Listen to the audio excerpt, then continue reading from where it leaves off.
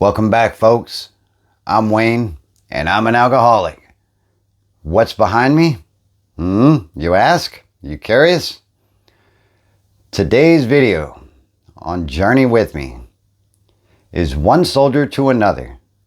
There's a lot of soldiers right now who are drinking, and they're drinking on their leave, and they're drinking alone, and they will get into a car, they will drive, they will think they're feeling okay, and they will kill somebody. They will go to prison, or they will cheat on their wives, or cheat on their husbands, or just not go home to their family because they just want to keep getting drunk.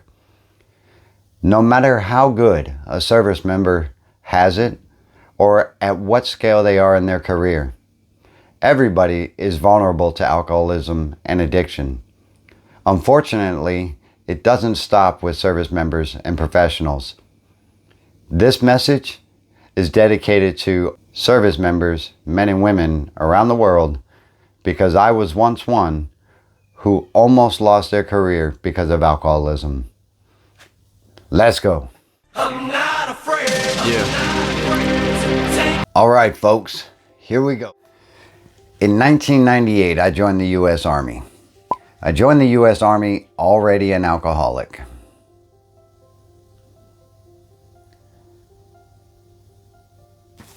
On my last assignment in the U.S. Army before I retired, I was an instructor at the NCO Academy in Grafenbeer, Germany.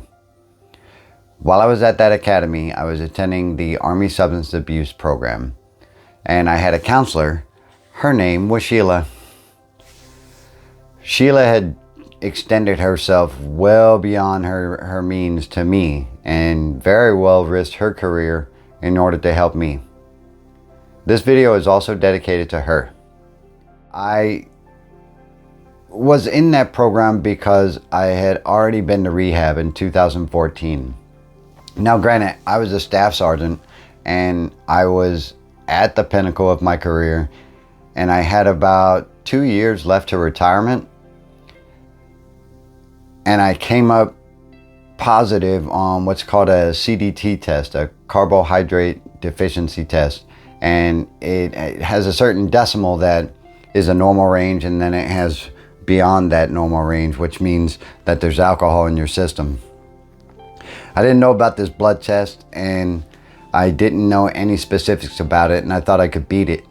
And so I thought I was just going to simple normal labs and not realizing what that meant. Anyway, so I did this test, and I was scheduled to be released from the Army Substance Abuse Program because I had performed so admirably and so exemplary to the people in my group and to my counselor and everything else. She caught me in a bold-faced lie because the numbers don't lie. And I almost lost my career that very day. Man, let me tell you, my drinking history started way back in 1998, in the U.S. Army, that is. As a private, I thought that I was only having a good time and doing what soldiers do and work hard and play hard. You can all relate to that, I think. Yes? If so, drop your comments below. That's what we do as soldiers and airmen and Marines and Coast Guards and National Guard and Army Reserve, and can't forget the Navy. All those, you know, we work hard. We work very hard. We work long, and we work arduous and everything else. So we play just as hard. But what we consider playing is getting shit-faced like every weekend or every night in my case, and doing it over and over and performing to our best in the daytime and going to the range and going to the field and going to combat and over and over and over again. So alcohol becomes a second nature. And it becomes a second nature because of the things we do together and the things we go through and the bonds we build. And what better than to clink a couple glasses together and say that we're homies, homettes, whatever you want to call it. And, you know, it drives on and on and on. But for me, it never stopped.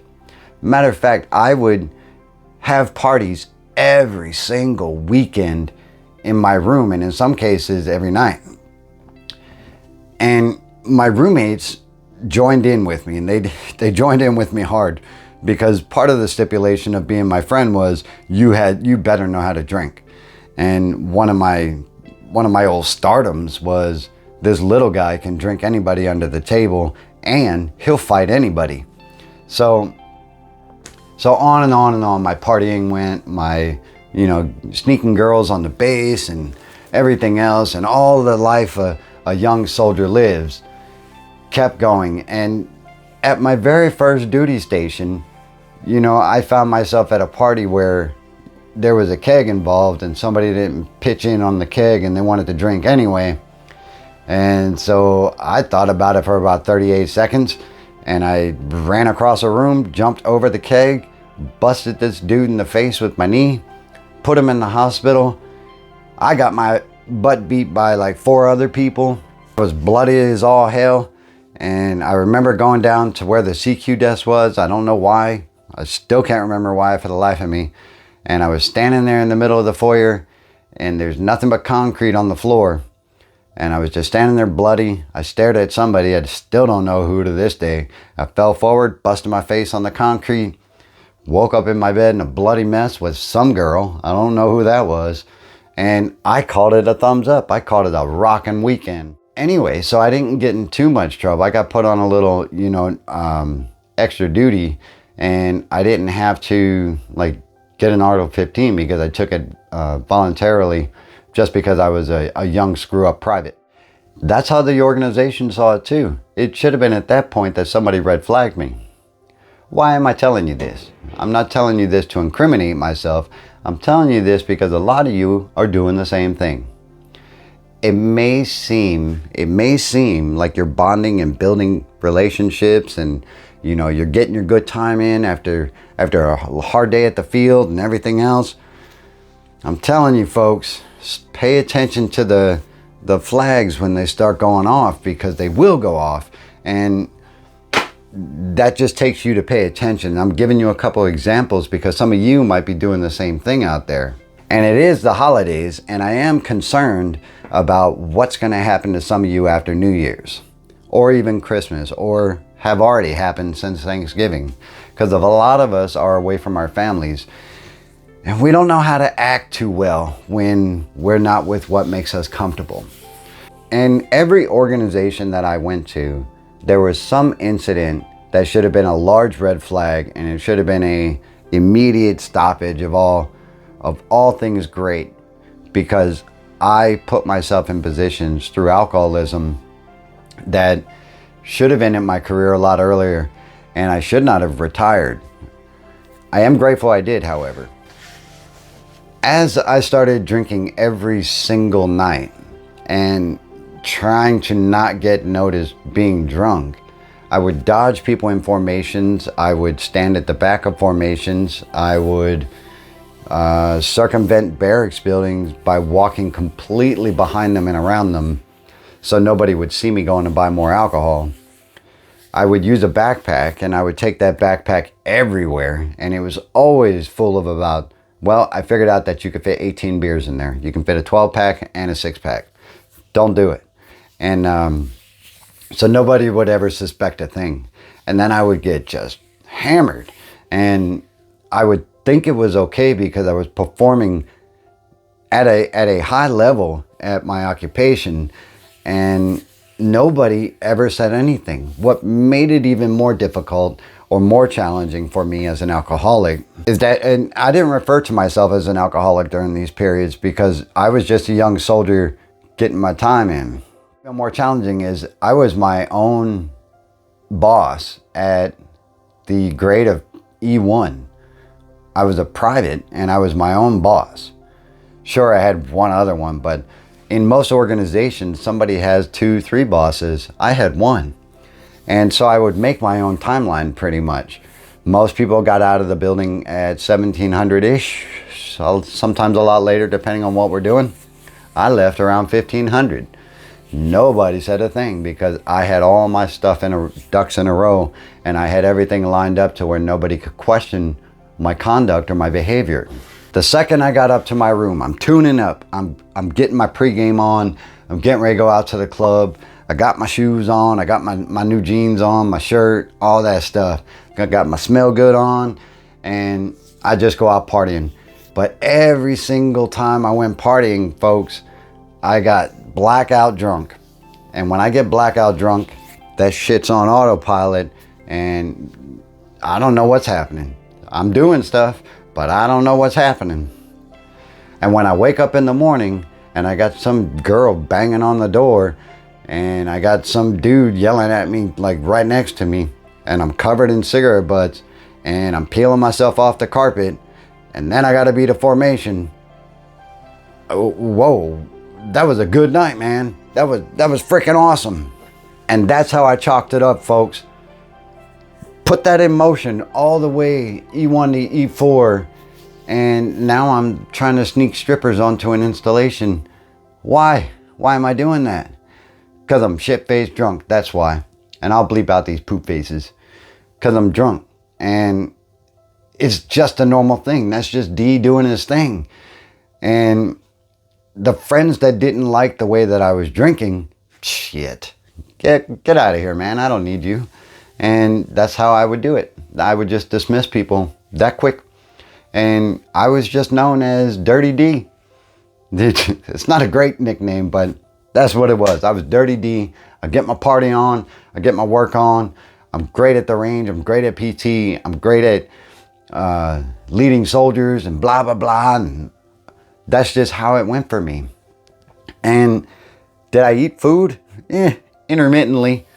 Did I throw up a lot? I sure did. Most times when I was standing taking a pee-pee, I would just throw up right there, chalk it up, and drive on. And then I would just do it again and again and again and again. And a lot of you are out there doing the same thing.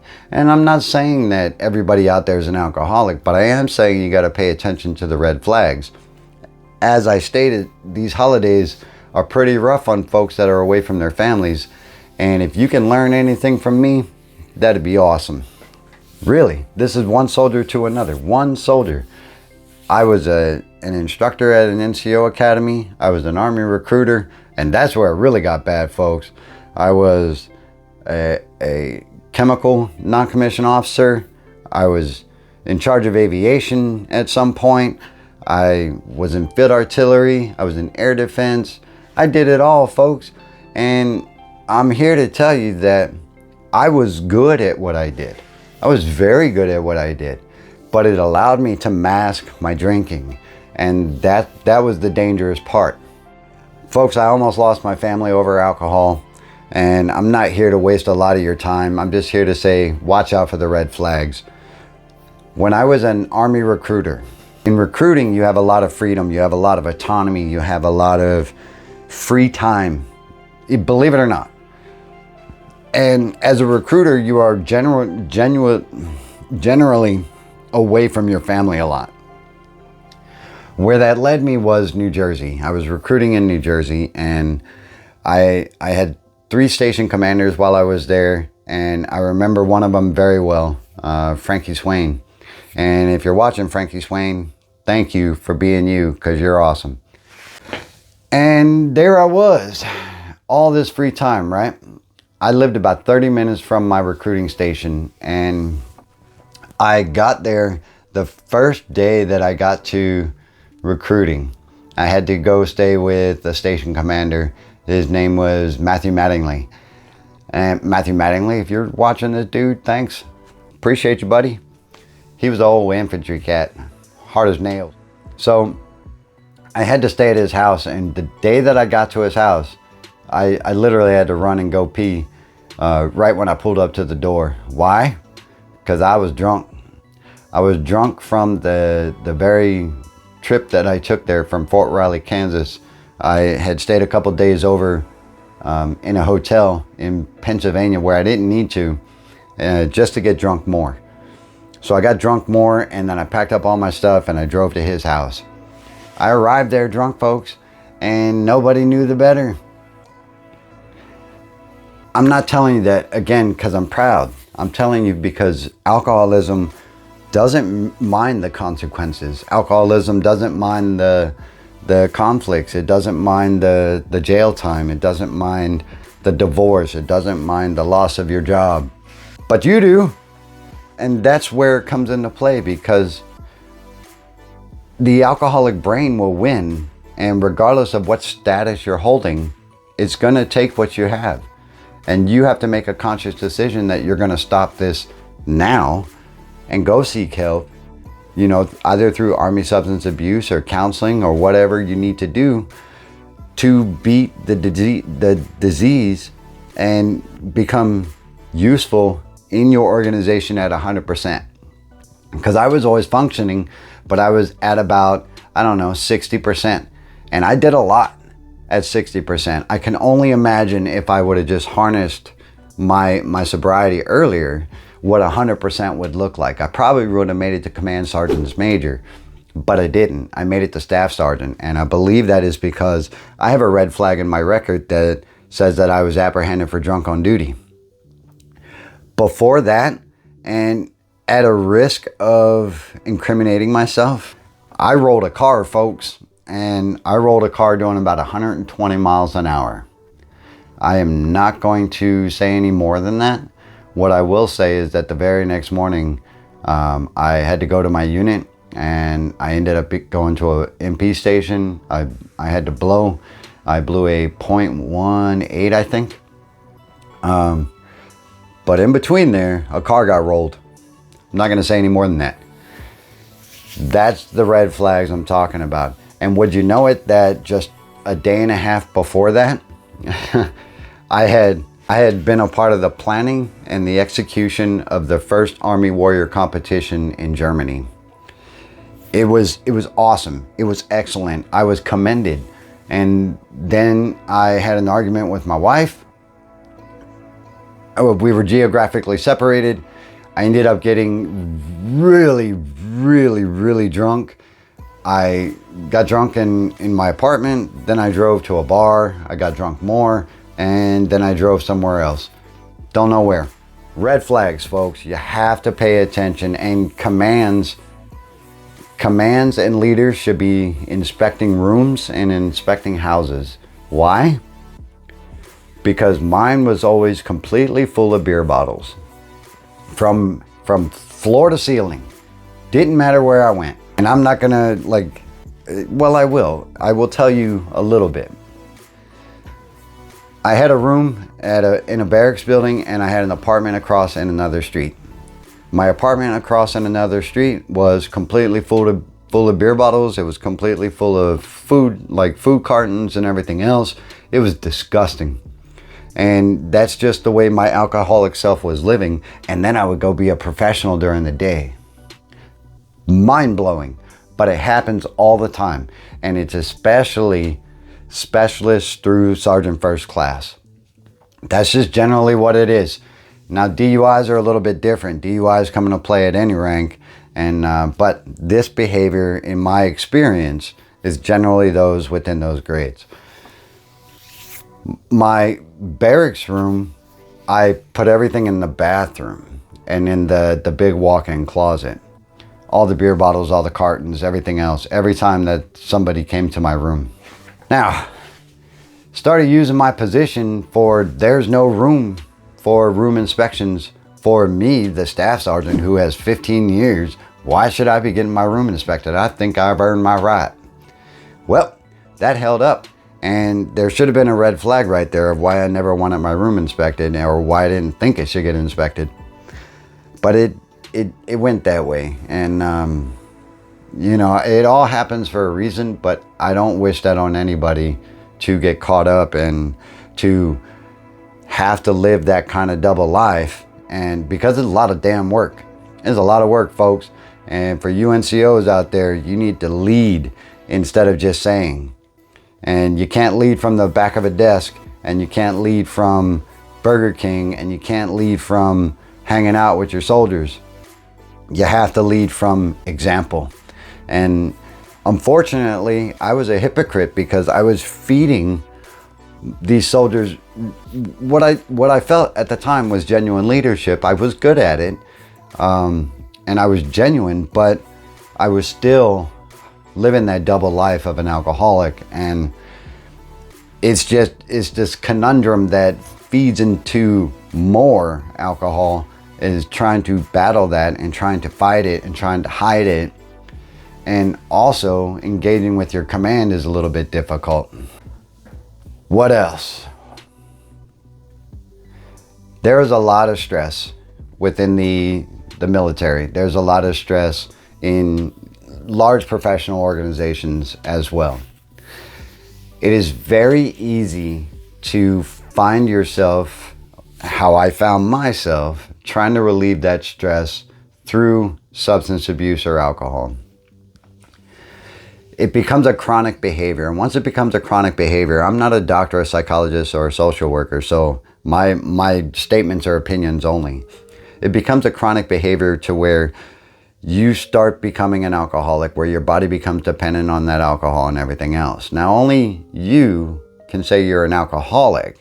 You can be diagnosed with alcohol dependency, though. You know, I really lost my train of thought, but it's whatever. So, yeah, I did that for the better part of 20 years. And at my 18th year is when everything kind of came to a head and everything kind of crashed together. And my world as I knew it was almost over. I had been away from my wife and my son for about 2 years, a little bit previous to that. And then I went to rehab. When I went to rehab, my family and I, we kind of came back together. I had a lot to prove, and I had 2 relapses in between actually reaching full sobriety and rehab. The reason why I told you about the Army substance abuse part is because I was very good at manipulation, and I was very good at directing the play, so to speak. And that's how the alcoholic brain travels, is we direct our own audience the way we want them to, and we manipulate the situation to be what we want it to be. We're very good at it, folks, and if you're an addict or an alcoholic, you know exactly what I'm talking about. Feel free to drop a comment below on that. And then Sheila said, you know what, because she was getting ready to release me, and the paperwork, her pen was literally almost going down. And then she stopped and she saw the numbers, and she just, I could see the anger in her eyes. I could see it. Because she had put a lot of work into me. And like I said, she almost lost her career because she allowed me to stay in Army substance abuse program after it had already been known that I drank. So I didn't even beg. I just told her, I said, I don't want to die, and I want help, and I want my career and my family. I don't want the alcohol anymore. And she said, look, you have one option. Go to the Alcoholics Anonymous meeting tonight. And from that very night, which was February 21st, 2016, from that very night, I had 0 alcohol. Up to now, none. And I've been living sober. My life is full. My family is happy. And I retired. All thanks to her and Jose Porez. Don't let me forget about him. He was first sergeant at the time at the 7th Army NCO Academy in Grafenbeer. One soldier to another, folks. I just wanted to share that with you because a lot of you are out there living the same life and living the same fears. And I just want you to know, from one soldier to another, you can have a different kind of career, and you can have a different kind of life, and you can excel. If you have the desire to stop drinking and you want to, hit me up at One Sober to Another on Instagram, Twitter, Reddit, or even Facebook, and I will gladly talk to you and share my experiences with you in detail. For here, I can't do too much because kind of still on the fence about what it'll do to me. That's not to say that I won't be transparent. And I'm doing my utmost to be transparent here. But you guys are worth it. You do a lot for our country, and you do a lot for the world. And I think you should be commended. And I thank you for your service. And I said, and a lot.